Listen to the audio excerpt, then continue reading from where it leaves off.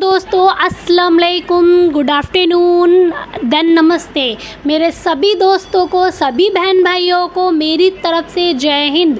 मैं आप लोगों का वेलकम करती हूँ अपने यूट्यूब चैनल पर, क्योंकि आप लोग देख ही रहे होंगे कि कंटिन्यू थोड़ी थोड़ी सी सही बट क्लासेस आ रही है। और उन क्लासेस से मुझे उम्मीद है कि कुछ दोस्तों को कुछ ना कुछ तो समझ आ ही रहा होगा। जिनको बिल्कुल नहीं आता है उनको तो कुछ ना कुछ आ ही रहेगा, और जो लोग इंटेलिजेंट समझते हैं अपने आप को, उनको भी इजी लैंग्वेज में मैं कुछ ना कुछ दे ही रही हूँ। तो आज मेरा जो टॉपिक है वो रहेगा मूल अधिकार पर। तो ज़्यादातर लोग जानते ही हैं कि मूल अधिकार क्या है। जो लोग नहीं जानते वो बिल्कुल नालायक हैं, क्योंकि आज निशा की क्लास में आप लोग सीख लेंगे मूल अधिकार को। तो आज मैं एक्सप्लेन करूँगी मूल अधिकार। मूल अधिकार है क्या? मूल अधिकार हमारे अपने अधिकार हैं। मूल अधिकार हमारे अपने अवसर हैं। अभिव्यक्ति की स्वतंत्रता, समानता, एकता, ये सारे हमारे जो अधिकार हैं ये मूल अधिकार में आ जाते हैं। ये ना तो किसी समूह के अधिकार होते हैं और ना ही ये किसी सरकार के ये अधिकार होते हैं। ये इक्वल एक व्यक्ति के अपने अधिकार होते हैं। इस अधिकार को कभी कोई भी छीन नहीं सकता है और ना ही कभी कोई छीनने की कोशिश कर सकता है। तो आज हम चर्चा करेंगे अपने मूल अधिकारों पर। आज हम थोड़ा सा प्रकट दिखाएंगे, कुछ समझाएंगे आपको मूल अधिकार के ऊपर। वैसे तो ज़्यादातर सब जानते ही हैं, बट इजी लैंग्वेज में थोड़ा सा आज मैं समझा देती हूँ अपने अधिकार को। तो सबसे पहला पॉइंट, ये जो हमारे मूल अधिकार हैं वो बहुत बड़े अधिकार हैं। वो इसलिए क्योंकि एक ऐसा अधिकार है जो केवल एक व्यक्ति का है, जिसमें ना तो किसी की निष्पक्षता है, ना किसी का हस्तक्षेप है, ना किसी की रोकथाम है। ये एक पहला ऐसा अधिकार है। और इसमें क्या है कि ये जो अधिकार है भाग 3 में आता है।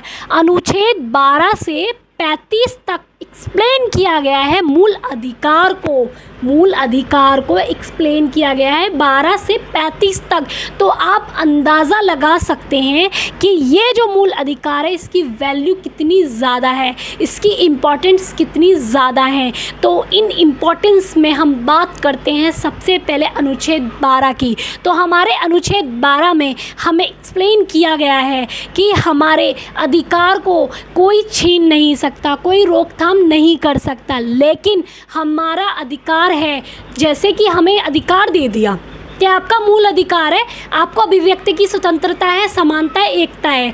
आप कहीं भी जाकर कुछ भी कर सकते हो, कुछ भी बोल सकते हो। पर इसका मतलब ये थोड़ी है कि हम अपनी अभिव्यक्ति की स्वतंत्रता को तो स्पष्ट रख ही रहे, बट हम किसी दूसरे की अभिव्यक्ति की स्वतंत्रता को ख़त्म तो नहीं कर रहे। ये भी हमें सोच के चलना पड़ता है।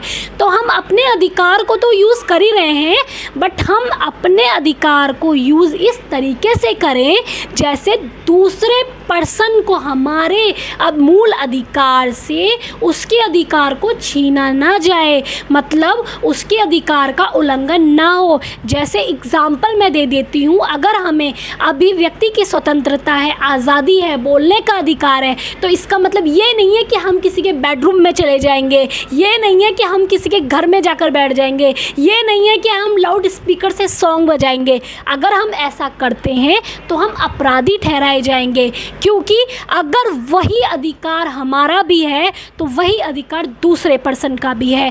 तो हम अपने अधिकार के लिए दूसरे पर्सन के अधिकार को नहीं छीन सकते, उसके अधिकारों का उल्लंघन नहीं कर सकते।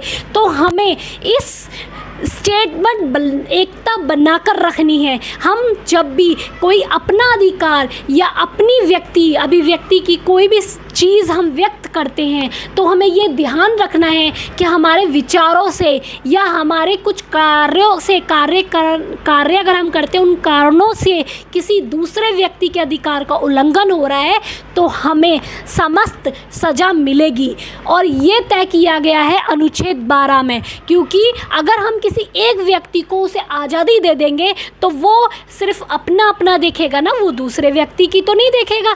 तो इसलिए अनुच्छेद 12 में ये बताया गया है कि local statement government, state government और गवर्नमेंट, इन तीनों पर कुछ जिम्मेदारियां दी। वो इसलिए दी क्योंकि अगर इन तीनों के ऊपर जिम्मेदारियां रहेंगी तो ये तीन जो स्टेट है ना, राज्य हैं, ये जो हमारे आर्टिकल 12 में एक्सप्लेन किया गया है, हमें अभी व्यक्ति का अधिकार है, तो उसमें ये थोड़ा सा प्रतिबंधित लगा सकती हैं, मतलब कुछ नियम कानून बना सकती हैं। वो इसलिए कि हमारे अधिकार, हमारे कर्तव्य से किसी दूसरे पर्सन का नुकसान ना हो, तो वो एक लेबल बना सकती है कि आप इस लेवल में काम करो कि आपको दूसरे व्यक्ति को कोई नुकसान ना पहुंचे। आप भी अपना वो निभाओ, कर्तव्य निभाओ, और दूसरा व्यक्ति भी अपना कर्तव्य निभाओ। आप अपना मूल अधिकार अच्छे से वो करो, मानो, और वो अपना अच्छे से माने। तो इसलिए ये कुछ लोकल जो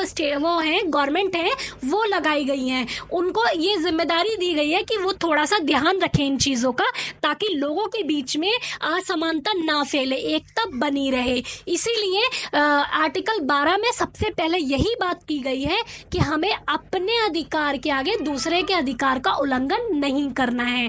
तो इसमें जो प्रतिबंधा लगाई गई है उसके बारे में बता देती हूँ मैं। फर्स्ट में बांट दिया गया 2 पॉइंट में, जैसे निर्मित, उसमें आता है राष्ट्रपति। राष्ट्रपति के पास क्या होता है? पूरा अधिकार होता है। तो राष्ट्रपति के द्वारा अगर किसी व्यक्ति की स्वतंत्रता का उल्लंघन हो रहा है तो सरकार के द्वारा, संविधान के द्वारा राष्ट्रपति को सस्पेंड किया जाएगा, क्योंकि उसको भी अधिकार नहीं है कि वो किसी व्यक्ति की स्वतंत्रता, अभिव्यक्ति या उसके मूल अधिकार को हनन करे। तीसरा पॉइंट आ जाता है कि जब बात इसमें 3 तलाक की आई थी तो उसमें क्या था, सायरा बानो ने केस कर दिया था, मुकदमा चला दिया था। वो इसलिए क्योंकि उस टाइम भी बात आई थी मूल अधिकार की। तो सायरा बानो ने जब केस किया 3 तलाक का, तो उसने ये बोला कि आपने 3 तलाक का जारी तो किया है, लेकिन आपको उसमें ये भी देखना है कि उसमें एक व्यक्ति के मूल अधिकारों का हनन हो रहा है, मेरे अधिकारों का हनन हो रहा है। उसने केस ही इसी चीज़ पर उठाया कि मेरे मूल अधिकारों का हनन हो रहा है। तो जब बहुत सारे मौलवियों को इकट्ठा किया गया कोर्ट में, तो मौलवियों ने बोला कि संविधान 21 में लिखा गया है कि हमारे मूल अधिकार में, हमारे अधिकार में, पर्सनल लॉ में दिया गया है 3 तलाक जारी रहेगा। तब ही कानून ने बोला कि कानून की आंखों के आगे पट्टी है और सिर्फ तराजू है। कानून को नहीं पता कि तुम क्या हो, कौन हो, कैसे हो, राष्ट्रपति हो, कास्ट हो, धर्म हो, जाति हो, विद्रोह क्या हो, नहीं पता। उसके सामने प्रूफ चाहिए, एविडेंस चाहिए। अगर प्रूफ या एविडेंस है तो आप सच्चे हो, और प्रूफ एविडेंस नहीं है तो आप सच्चे नहीं हो। तो हमारी जो सायरा बानो थी, उनको इंसाफ मिला और उनके ज़रिए इस 3 तलाक वाले जो किस्से थे उसे ख़त्म किया गया। पूरी तरीके से नहीं किया गया, बट जो 3 तलाक का जो हिस्सा था वो 1947 में बना था और हमारा संविधान लागू हुआ था 26 जनवरी 1950 में। तो हमारे संविधान में ये भी बताया गया है कि संविधान लागू होने से पहले जो कानून बने थे वो रहेंगे आज भी, और जो कानून बन रहे हैं वो आगे भी रहेंगे। लेकिन जो कानून बन चुके हैं उनसे आज के कानून में, आज के जनता के सदस्य की, लोगों की महफिल में अगर वो किसी के मूल अधिकार को हनन करते हैं तो हम उसमें बदलाव लाएंगे, हम उसे ख़त्म कर सकते हैं। इसीलिए ये 3 तलाक वाला जो किस्सा था वो चलता रहा, लेकिन उसमें जो एक पॉइंट था मित्र तू अल्त, उसे ख़त्म कर दिया गया। वो कुछ टाइम के लिए बंद कर दिया, कुछ टाइम के लिए, मतलब इसे ख़त्म ही कर दिया गया था। तभी से ये 3 तलाक का जो मुद्दा था ये ख़त्म हो गया। एक तरीके से बहुत अच्छा ही हुआ, क्योंकि उस 3 तलाक के कारण 3 लोगों की, 3 लेडीज़ की मूल अधिकारों का हनन हो रहा था। तो ये बहुत अच्छा था। अब इसमें आता है प्रतिबंधक। तीसरा पॉइंट है प्रतिबंधक। तो इसमें क्या दे रखा है, इसमें बता रखा है कि संसद के द्वारा अगर कोई व्यक्ति अपने मूल अधिकारों का हनन कर रहा है, मानो अपने अभिव्यक्ति की सारी स्वतंत्रता तो उसने ले रखी है, लेकिन वो गैर कानूनी काम कर रहा है और अपने अधिकारों का हनन कर रहा है, तो उसके अधिकार हमेशा के लिए छीन लिए जाएंगे। समझ लो किसी ने किसी का मर्डर कर दिया या कोई केस हो गया उसके ऊपर, तो उसको जेल में डाल दिया जाएगा, तो उसके जो 99 पॉइंट जो उसके अधिकार होंगे वो सब छीन लिए जाएंगे। इसीलिए कहते हैं कि मूल अधिकारों को छीनने का मतलब है किसी को सजा देना, किसी को जेल में डालना, क्योंकि जेल में जब डाल दिया जाता है तो व्यक्ति को ना फ़ोन चलाने की आज़ादी रहती है, ना बात करने की आज़ादी रहती है, ना अपनी विचार रखने की आज़ादी, किसी चीज़ की आज़ादी नहीं रहती है। तो हमारे 12वें अनुच्छेद में ये एक्सप्लेन किया गया है। अब मैं बात करती हूँ हमारे अनुच्छेद 13वें की। तो हमारा जो अनुच्छेद 13 है उसमें एक्सप्लेन किया गया है अल्पीकरण। तो हमारा जो अनुच्छेद 13 है अल्पीकरण, डिस्क्रिप्शन, तो उसमें बताया गया है कि हमारा जो अधिकार है, मूल अधिकार है, बहुत अच्छा है, बहुत अच्छा माना गया है हमारे अधिकार को। बट उसमें ये भी कहा गया है कि सारे चीज़ों में एक सेम चीज़ बोली गई है कि हम अपने अधिकार के आगे दूसरे के अधिकारों का उल्लंघन नहीं कर सकते हैं, और हमें अभिव्यक्ति की आज़ादी है, समानता की आज़ादी है, हमें सब चीज़ की आज़ादी है, हम किसी के ऊपर निर्भर नहीं हैं। अगर हमारे ऊपर कोई प्रतिबंध या कुछ लगा दिया जाता है तो हम उस पर वाद विरोध भी कर सकते हैं, हमारे पास ये भी अधिकार है। तो सबसे जो मेन पॉइंट अधिकार है वो है हमारा मूल अधिकार, क्योंकि ये हमारा स्वयं का अधिकार है, अपना अधिकार है। तो इसमें एक पॉइंट दिया गया है हमें संविधान के लिए। संविधान की इसमें बात की गई है कि संविधान 26 जनवरी 1950 को लागू किया गया था, लेकिन जो कानून थे, जो धाराएं थी, वो तो कुछ पहले से भी बनी हुई थी, कुछ पहले से बनी हुई थी। तो इस संविधान में ये कहा गया था कि आपके जो भी पुराने कानून हैं, जो भी लागू किए गए हैं, उन कानूनों से आज के टाइम के कानूनों में कोई भी दखलंदाजी नहीं होनी चाहिए, वो जैसे हैं वैसे चलते रहेंगे। लेकिन अगर उन कानून की वजह से आज के कानून में या किसी व्यक्ति के मूल अधिकारों में हनन होता है या कोई परेशानी आती है, तो हम उस कानून को ख़त्म कर सकते हैं, उसमें बदलाव कर सकते हैं। ऐसा हमारे संविधान में किया गया था, और हमारे संविधान को इतना मजबूत बनाया गया था और इतना अच्छा बनाया गया था कि हम उस संविधान के जो कानून थे, आप देख सकते एक एक चीज़ बहुत अच्छे से एक्सप्लेन की गई है।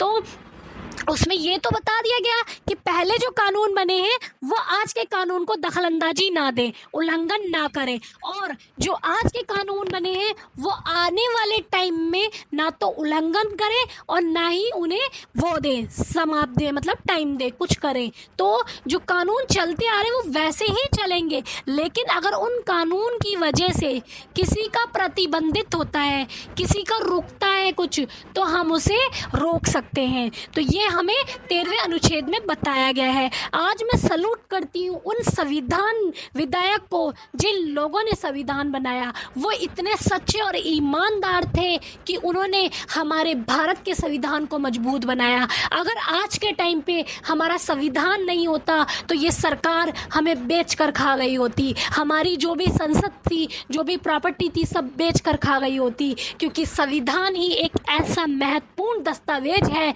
जिसके ज़रिए हमें पता है कि हमारे पास क्या अधिकार है, क्या स्वतंत्रता है, क्या बोल सकते हैं, क्या हमारे पास है, क्या नहीं है। ये सिर्फ संविधान की वजह से। तो वो जो लोग थे जिन्होंने संविधान बनाया वो बहुत अच्छे थे और बहुत ईमानदार लोग थे। तो मैं आज एक लाइन कहना चाहती हूँ संविधान के ऊपर, बंद करियो। तो उसमें एक लाइन बोली गई है कि तुम्हारी हर तकलीफ़ों का मैं एक मुकम्मल जवाब हूँ, तुम्हारी हर तकलीफ़ों का मैं एक मुकम्मल जवाब हूँ। अगर वक्त मिले तो मुझे पढ़ना, मैं भारत का संविधान हूँ और ऐसे संविधान को मैं सलूट करती हूँ जिसने हमारे मौलिक अधिकार को इतना अच्छे से, इतने भागों में, इतने अनुच्छेदों में एक्सप्लेन किया। तो ये जो हमारा जो मुख्य पॉइंट था अनुच्छेद 13, इसमें बहुत इम्पोर्टेंट बात की गई है कि संविधान आज है, लेकिन संविधान से पहले जो कानून थे वो आज भी रहेंगे और आने वाले टाइम में भी रहेंगे। लेकिन अगर पहले वाले कानूनों ने आज के टाइम के कानूनों को दखल अंदाजी दी या कुछ गलत लगा तो उन्हें परिवर्तन किया जाएगा, और आज के टाइम के कानून में अगर आगे कोई परिवर्तन करना पड़े तो उसमें भी परिवर्तन किया जाएगा। तो ये हमारा अनुच्छेद 13 यहाँ पर कंप्लीट होता है। 14 में हमें एक्सप्लेन किया गया है कि कानून के समक्ष समानता, कानून के समक्ष समानता। अगर ए बी डेसिगरी ने कहा, ये एक बहुत बड़े महान व्यक्ति थे, इन्होंने बताया कि संविधान में अनुच्छेद 14 में दिया गया है कि सबको समान अधिकार है, क्योंकि जो हमारा कानून है ना वो अंधा है, उसकी आंखों पर पट्टी बंधी है और एक तराजू उसके हाथ में है, तो वो किसी को नहीं देखता कि कौन किस जाति का है, कौन किस धर्म का है, कौन नेता है, कौन गरीब है, कौन अमीर है, वो किसी को नहीं देखता। बस उसके आगे जो साबित कर दिया जाए वही सच है। तो एबी जी ने ये जो समझाया हमें कि कानून के समक्ष ना कोई बच्चा है, ना कोई बड़ा है, ना कोई छोटा है, ना कोई ज़्यादा बड़ा है, तो उसमें ये एक्सप्लेन किया गया है कि सबको समान समानता मिलेगी, सबको समान कानून मिलेगा। अगर किसी ने गलती की है तो उसे सज़ा भी समान मिलेगी। अगर किसी व्यक्ति ने, चाहे वो बच्चा हो चाहे वो बड़ा हो, उसने कुछ भी किया हो, उसे समान समझ माना जाएगा, समान समानता मिलेगी। तो अनुच्छेद 14 में ना 2 कैटेगरी आई थी। यूएसए ने अपनाया था कि कानून का समक्ष समानता, और अमेरिका ने अपनाया था कि कानून समानता के संरक्षण। उन्होंने अपनाया कि कानून सबके लिए बराबर होना चाहिए, पर इसमें कुछ थोड़ा सा चेंजेस ज़रूर होना चाहिए कि जो व्यक्ति है जो 20 साल का है उसे भी सेम कानून, जो 5 साल का बच्चा है उसे भी सेम कानून। तो अभी हमारे संविधान में आप देखोगे कि कोई व्यक्ति अगर ट्रेन में जाता है तो जो बड़ा व्यक्ति है उसकी तो पूरी टिकट लगती है, लेकिन छोटा व्यक्ति जो है उसकी हाफ टिकट लगती है। अगर किसी ने केस ठोक दिया सरकार के ऊपर कि तुमने ये कानून कैसे बनाया, समक्ष का कानून कैसे बनाया, मैं 20 साल का हूँ मुझे भी वही टिकट मिल रही है, वो भी 5 साल का बच्चा है उसकी भी वही टिकट आपको देनी चाहिए, आप क्यों उसे आधी टिकट दे रहे हो। तो इसीलिए उन्होंने कहा कि जब हम इक्वालिटी रखते हैं ना, इक्वालिटी, तो उसके लिए ऊपर नीचे होना बहुत ज़रूरी है। ज़रूरी नहीं है कि आप हर चीज़ में इक्वल हो, कभी कभी किसी को आगे बढ़ाने के लिए इक्वालिटी होना बहुत ज़रूरी है, इक्वालिटी ना होना बहुत ज़रूरी है। मतलब इसमें यह कहा गया है कि जो छोटा है उसका थोड़ा अलग कानून, उसे थोड़ा रहम बढ़ता जाएगा, जो बड़ा है उसे तो पूरा कानून ही वो करना पड़ेगा, तहत करना पड़ेगा।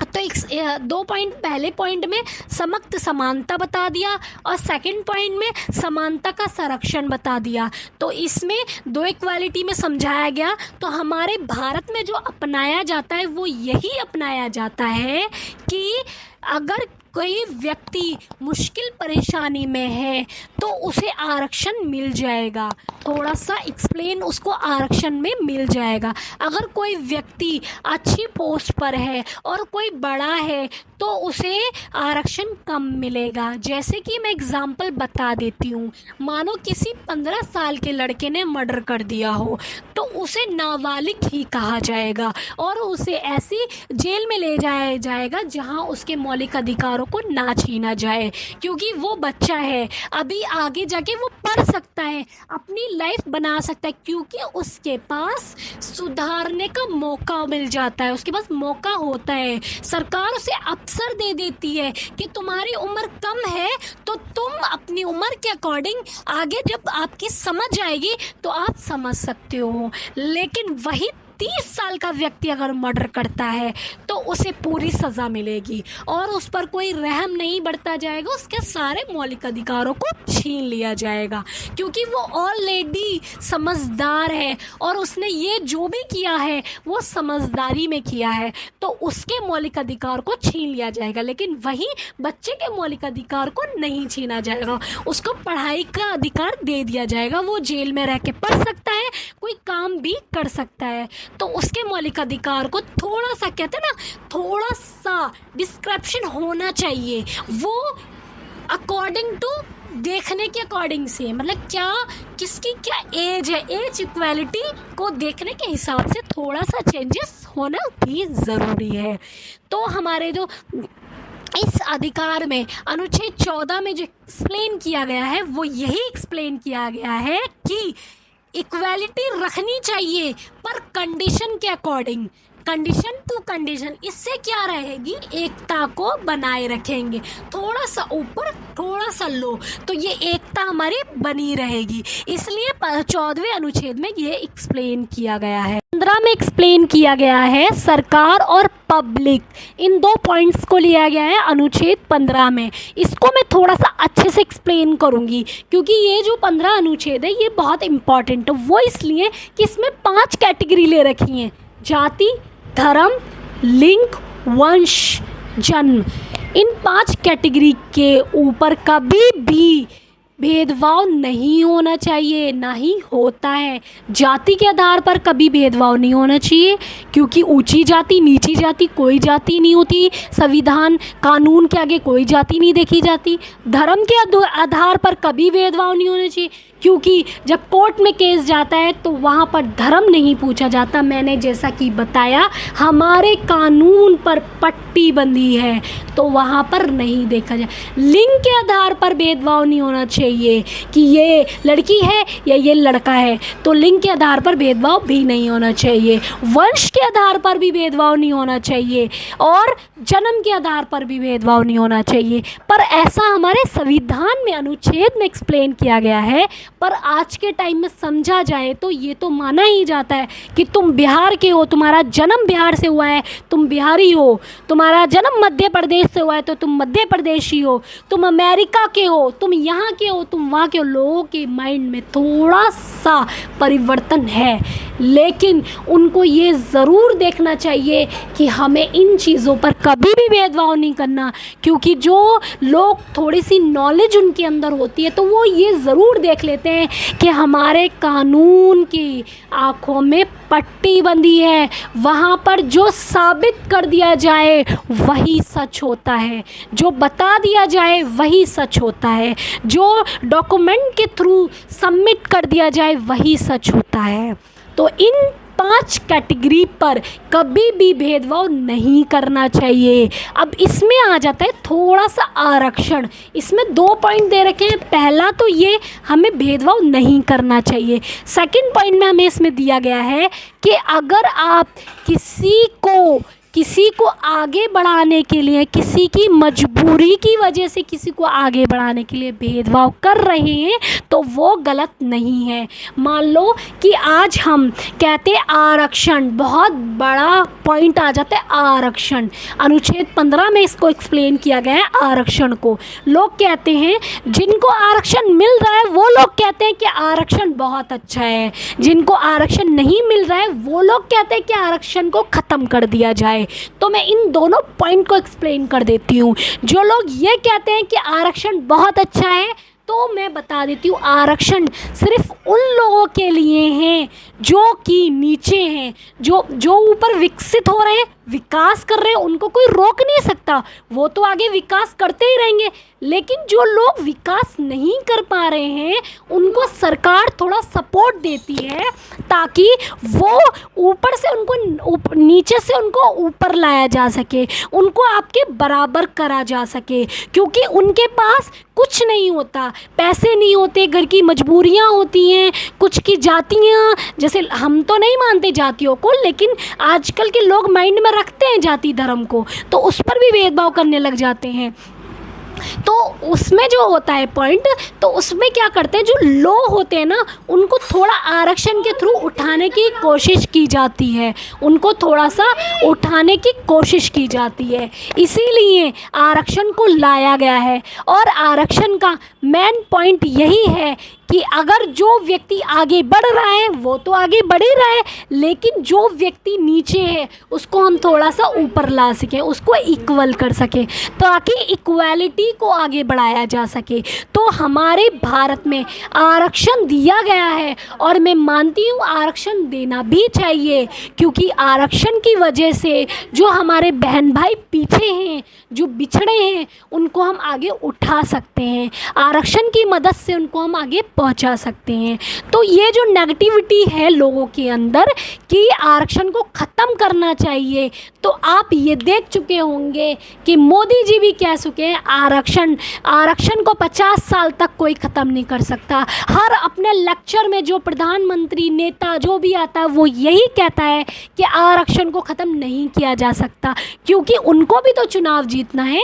अगर उन्होंने आरक्षण ख़त्म कर दिया तो वो तो चुनाव जीत ही नहीं पाएंगे, वो तो हार जाएंगे चुनाव से, तो उनको भी तो चुनाव जीतना है, इसके लिए भी वो आरक्षण रखेंगे। पर मेरी मान्यता यही कहती है कि आरक्षण उन लोगों के लिए बहुत अच्छा है जो लोग नहीं उठ पाते हैं, उनको उठाया जा रहा है। कम से कम उस फैमिली को एक पढ़ने का, एक जीने का अधिकार भी मिल रहा है। इस तरीके से मौलिक अधिकार तो हैं ही अपने अपने सबके अधिकार हैं, लेकिन उसमें थोड़ा सा आरक्षण अगर मिल जाता है तो वो जो नीचे लोग बच्चे होते हैं वो उठ जाते हैं ऊपर की तरफ। तो आरक्षण होना बहुत ज़रूरी है। तो आज जो मैंने वीडियो ली है वो सिर्फ अनुच्छेद 12 से अनुच्छेद 15 तक ली है, और जो मैं नेक्स्ट वीडियो लाऊंगी वो 15 से 35 तक लाऊंगी, क्योंकि हमारे संविधान में अनुच्छेद 12 से अनुच्छेद 35 तक में मूल अधिकार को एक्सप्लेन किया गया है। तो आप समझ सकते हैं कि मूल अधिकार कितना इम्पॉर्टेंट है। मूल अधिकार को कभी भी ख़त्म होने का अधिकार नहीं है। हमारे भारत देश में कभी भी महिला को फांसी की सज़ा नहीं दी गई। वो क्यों? क्योंकि आज भी भारत में महिलाओं को थोड़ा सा पुरुषों से कम समझा जाता है एनर्जी पावर में, और वैसे भी देखा जाए तो महिलाएं थोड़ी कम रह जाती हैं।